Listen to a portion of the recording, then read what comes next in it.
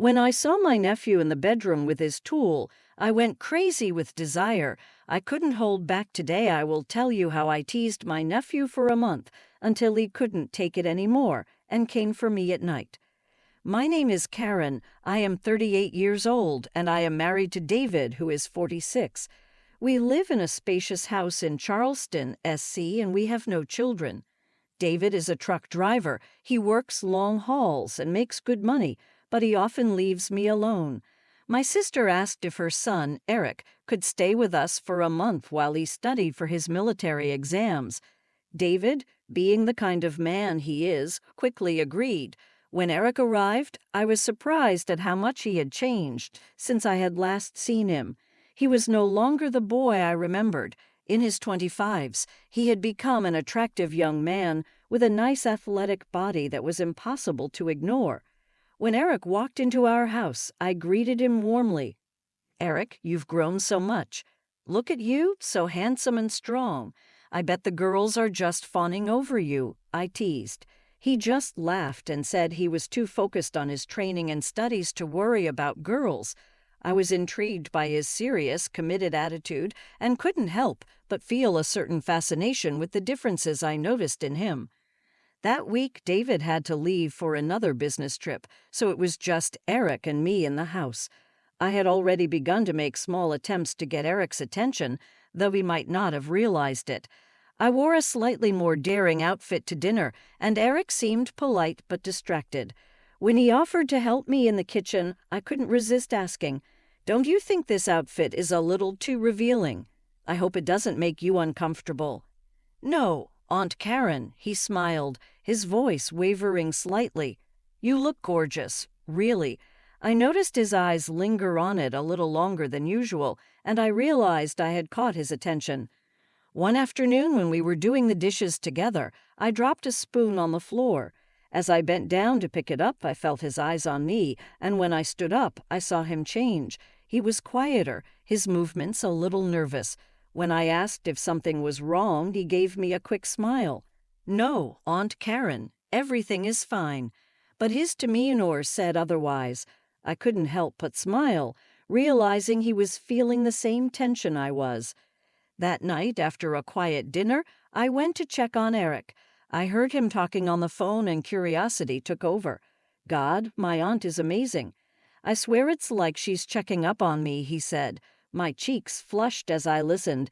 It was clear now that Eric was not the boy I remembered, but a man with his own problems and desires. The next day, I decided to take it a step further. I put on a casual but slightly revealing dress and walked around the house, making sure Eric noticed me. I could feel him watching me, even if he tried to hide it. When I bent down to pick something up, I could feel his gaze, and it gave me a thrill I couldn't ignore. It was a dance, a game we both played without saying a word. One day, while taking a relaxing bath, I discovered that I had forgotten my towel in my room. I called out to Eric affectionately, asking if he could bring it to me. "It's lying on my bed. Could you get it for me?" When he brought the towel to the bathroom door, I suggested he come in and hand it to me. He hesitated but agreed. When our eyes met, I felt the air thicken between us. He quickly averted his gaze and I smiled. "Thank you, Eric. I hope I didn't disturb you." He nodded, avoiding my gaze as he left the room. The next few days were filled with more subtle moments, the touch of a hand, the lingering eye contact, the shared smiles. It was like a game where neither of us wanted to go too far, but couldn't help but be drawn in. I looked forward to these moments as the unspoken tension built up between us. Every interaction seemed to bring us closer together, and the anticipation was almost unbearable. One evening, David went to bed after the barbecue. I quietly approached Eric's room, and after a moment's hesitation, knocked softly. He beckoned me in. He was lying shirtless, his muscles standing out in the dim light. I saw curiosity in his eyes. "I couldn't sleep," I said quietly, sitting down on the edge of the bed. "I've been thinking about how quiet you've been lately. Is everything okay?" Eric looked at me, then nodded, his voice calm but trembling. "I'm fine, Aunt Karen. Just a little lost." I gently put my hand on his shoulder. "You don't have to worry about anything, Eric. You're special to me." He looked at me, and I knew he understood my words, even if I couldn't say it directly. Soon David left on another trip, and Eric and I were alone again. The house seemed different, filled with an energy I had never felt before. Late one night, I decided to go to Eric's room. When I opened the door, he was already sitting up, and his eyes met mine, filled with questions and something else, a hunger that echoed my own. "I'm awake too," he said as I moved closer and our eyes met. There was no denying what was happening between us. It was real, and it was taking us to a new place. But I knew that no matter how far we went, we had to be careful. "Good night, darling," I whispered, running my hand over his arm as I stood up, and walked out of his room with a smile, realizing that the line had been drawn, but the game had only just begun. David returned for a few days and life resumed as normal, at least outwardly, but the bond between Eric and me was undeniable. Every day, every glance promised something deeper, something neither of us could deny for long. Over the next few days, I spent more and more time with Eric. We watched films together, sitting so close that our shoulders touched and neither of us moved away. One afternoon, we decided to take a walk around the neighborhood. The sun was shining and the air was warm. As we walked side by side, our hands made contact, and I felt a spark. I looked at Eric, and he looked back at me, and an understanding smile appeared on his face. It was like we were both daring each other to make the first move. One night, after David went to bed early, Eric and I sat on the porch and enjoyed the cool night air. The stars were bright, and the sounds of crickets filled the silence. "I think I might stay here longer than I planned," Eric said, his voice soft. I looked at him, trying to read the expression on his face. "Why?" I asked, my heart pounding. He shrugged, but his eyes met mine, and I saw the truth in them. "I like it here. I feel comfortable." I smiled, feeling warmth spill over me.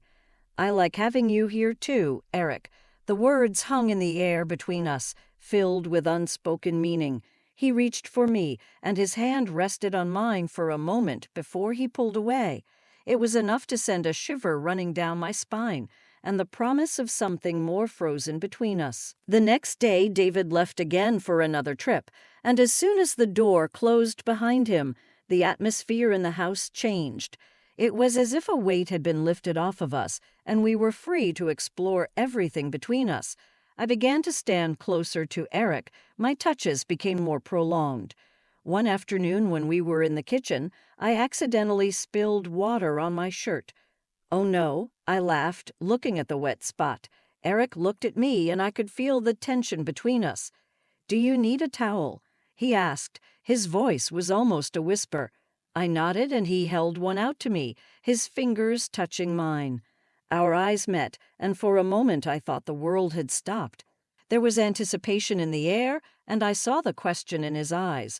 I smiled, picked up the towel, and stepped back, realizing that the game was on, but we weren't ready to cross the line yet. That night, lying in bed, I couldn't stop thinking about Eric. The way he looked at me, the way his touch was chilling, was all I could think about. I stood up, and my feet carried me to his room on their own. I hesitated at the door, my hand hovering over the doorknob. At last I knocked softly, and he beckoned me in. He was sitting up in bed. His eyes widened slightly when he saw me. "I couldn't sleep," I admitted in a barely audible whisper. He nodded, stroking the spot next to him. I walked over and sat down on the edge of the bed. The silence between us was heavy, the tension almost unbearable. "Eric," I started, but he shook his head and reached out to take my hand. "It's okay, Aunt Karen," he said softly. "I understand." I stared at him, my heart pounding in my chest. There was no denying what we both wanted, but there was no rush either. This was a game we were both willing to play, and we both knew what the stakes would be. I smiled and squeezed his hand before standing up. "Good night, Eric," I whispered as I left his room with the promise of something more. The days that followed were filled with shared looks, touches, unspoken words. It was as if we were both waiting for the right moment, the perfect time to finally give ourselves to what we both wanted. And with each passing day, I realized that moment was getting closer. The game we were playing was only a matter of time, and neither of us could wait to see where it would take us.